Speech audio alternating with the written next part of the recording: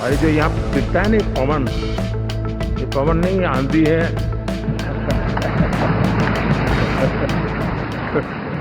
दोस्तों क्लिप 7 जून 2024 की NDA alliance की पार्लियामेंट्री बोर्ड की बैठक की है, जहां भारत के प्रधानमंत्री श्री नरेंद्र मोदी जी तेलुगु सुपरस्टार और साउथ के बहुत बड़े पॉलिटिशियन पवन कल्याण की तारीफ करते हुए नहीं थक रहे और ये तारीफ करना बिल्कुल बनता भी था दोस्तों। जहां एक तरफ नॉर्थ के अंदर एनडीए अलायंस को बहुत ज्यादा डैमेज हुआ था इस बार, वहीं दूसरी तरफ इस डैमेज को कंट्रोल करने का और इस डैमेज को कवर अप करने का सबसे बड़ा काम किया था साउथ की पॉलिटिक्स।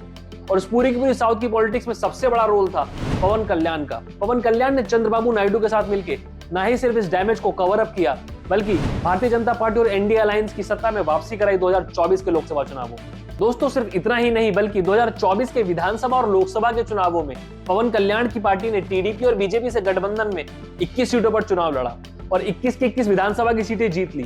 सिर्फ इतना ही नहीं, इसके अलावा 2 लोकसभा की सीटों पर चुनाव लड़ा और वो दोनों लोकसभा की सीटें भी जीत ली। इस हिसाब से पवन कल्याण की पार्टी का स्ट्राइक रेट जो इस बार चुनावों में रहा है आंध्र प्रदेश में, वो 100% का रहा है। सोचने वाली बात यह है कि जो पार्टी 2019 के विधानसभा चुनावों में 140 सीटों पर चुनाव लड़ती है और मात्र 1 सीट जीतती है, वो पार्टी 2024 का चुनाव आते आते 100% स्ट्राइक रेट से चुनाव को जीत लेती है। तो इसके पीछे दोस्तों एक बहुत ही इंटरेस्टिंग स्टोरी है, आइए उसको हम समझते हैं। मगर उससे पहले हम पवन कल्याण के बारे में थोड़ी सी डिटेल समझ लेते हैं कि पवन कल्याण का बैकग्राउंड कैसा है और पॉलिटिक्स में वो कैसे आए, किस तरह का स्ट्रगल उन्होंने देखा, और एक ऐसी रात के बारे में बात करेंगे जिस रात ने पूरी की पूरी आंध्र प्रदेश की पॉलिटिक्स को बदल करके रख दिया।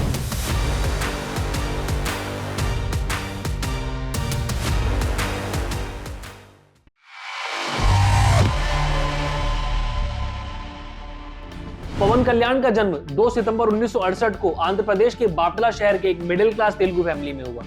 पवन का शुरू से ही एक्टिंग में और सोशल सर्विस में बहुत ज्यादा इंटरेस्ट था। इनके अलावा इनकी फैमिली में एक और बहुत बड़ा चर्चित नाम है, जो कि इनके बड़े भाई सुपरस्टार चिरंजीवी का नाम है।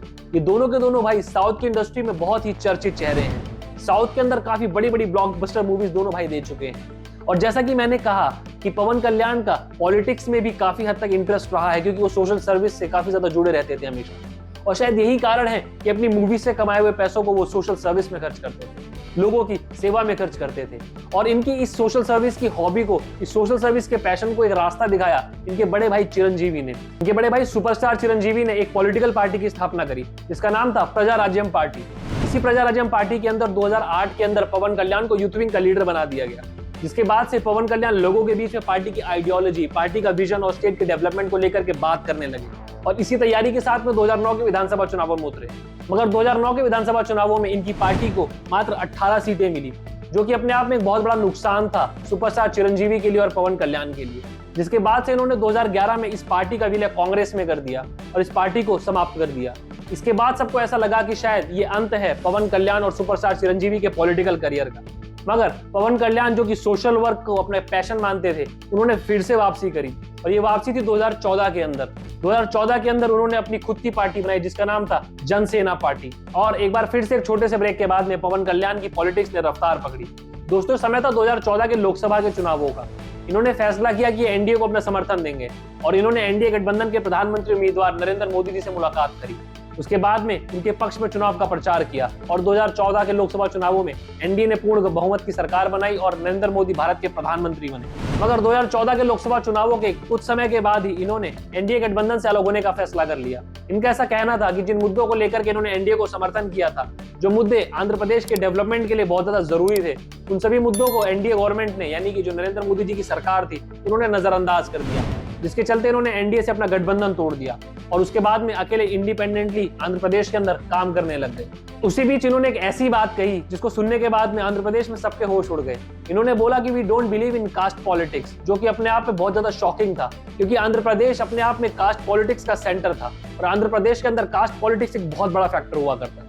तो मैं आपको बहुत ही बेसिक तरीके से समझाता हूं कि आंध्र प्रदेश की कास्ट पॉलिटिक्स कैसे काम करती है। दोस्तों आंध्र प्रदेश की कास्ट पॉलिटिक्स की इक्वेशन में बैकवर्ड लगभग 37% है और फॉरवर्ड लगभग 35% है।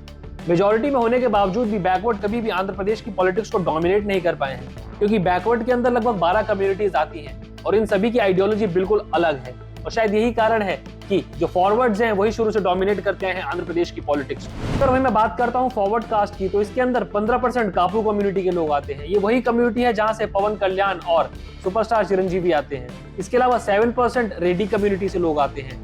और 6% कामा कम्युनिटी से। 15% होने के बावजूद भी कापू कम्युनिटी कभी भी डोमिनेट नहीं कर पाया है आंध्र प्रदेश की पॉलिटिक्स, ना ही कभी कोई बड़ा लीडर दे पाया है। इसके अलावा जो 7% रेड्डी कम्युनिटी है और 6% कामा कम्युनिटी है, इन्होंने ही शुरू से आंध्र प्रदेश की पॉलिटिक्स को ड्राइव किया है। और शायद यही कारण था कि कापू कम्युनिटी ने पवन कल्याण को सपोर्ट करना शुरू कर दिया था। उनको उम्मीद थी कि पवन कल्याण एक ऐसी लीडर बनेंगे जो कापू कम्युनिटी को आंध्र प्रदेश की पॉलिटिक्स के अंदर एक महत्वपूर्ण स्थान दिलाएंगे।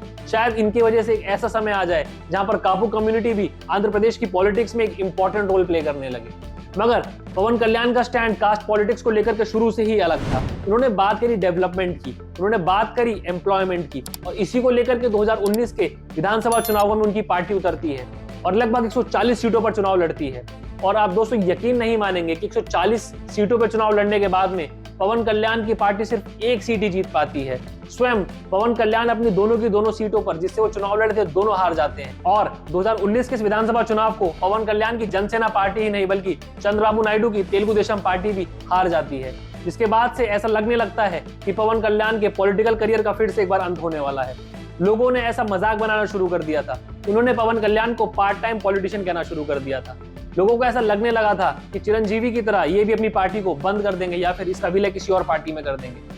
मगर पवन कल्याण इतना इजीली हार मानने वाले लोगों में से बिल्कुल भी नहीं थे। उन्होंने फिर से अपने कैंपेन की शुरुआत करी, ग्राउंड वर्क दोबारा से स्टार्ट किया गया, लोगों के बीच में आना शुरू करा, उनकी परेशानियों को सुनना शुरू कर दिया, उनके मुद्दों को सरकार तक पहुंचाने का काम शुरू कर दिया। मगर इसी बीच कुछ ऐसा पवन कल्याण ने कर दिया जिसने पूरी की पूरी आंध्र प्रदेश की पॉलिटिक्स को बदल करके रख दिया।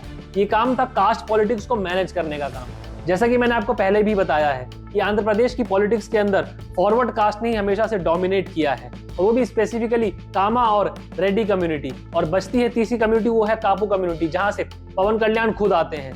और जो कामा कम्युनिटी है, इसके जो चीफ माने जाते हैं वो हैं चंद्रबाबू नायडू। इन दोनों कम्युनिटीज को साथ लाने का काम जो किया वो किया पवन कल्याण ने। और यह ऐतिहासिक दिन था 14 सितंबर 2023 का, जब राजमुंद्री जेल के अंदर बंद तेलुगु देशम पार्टी के चीफ चंद्रबाबू नायडू से अचानक मिलने पहुंच जाते हैं पवन कल्याण। मगर पवन कल्याण को जेल के अंदर नहीं घुसने दिया जाता है, उनको बाहर ही रोक दिया जाता है, जिसके बाद से पवन कल्याण अपने हजारों समर्थकों के साथ पे वहीं रोड पर बैठ जाते हैं और वहीं पर वो ऐलान कर देते हैं कि 2024 का विधानसभा और लोकसभा का चुनाव वो टीडीपी के साथ गठबंधन में लड़ने वाले हैं और एनडीए अलायंस का इस बार वो हिस्सा रहने वाले हैं। और ऐसा कहा जाता है दोस्तों, ये वही रात थी जहां से आंध्र प्रदेश की पॉलिटिक्स पूरी तरीके से बदलने वाली थी। और ऐसा देखने को भी मिला कि 2024 के लोकसभा और विधानसभा के चुनावों में पवन कल्याण की जो परफॉर्मेंस रही इनकी टीम की, बहुत ही उम्दा रही। इन्होंने 100% के स्ट्राइक रेट से चुनाव को जीता है इस बार।